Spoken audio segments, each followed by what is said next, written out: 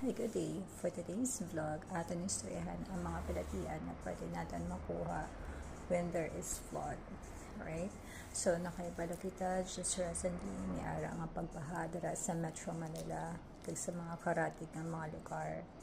And that ang atong mga kababayan were left no choice but to, maglusong sa tubig baha to save their lives, to save their loved ones, to save their properties, and even, to save their pets.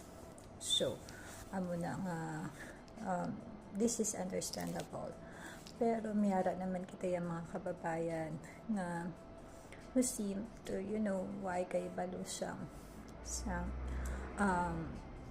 malain nga epekto sa tubig baha sa aton nga lawas. Kay makita mo ang iban nag-enjoy pa sa pagpaligo sa baha.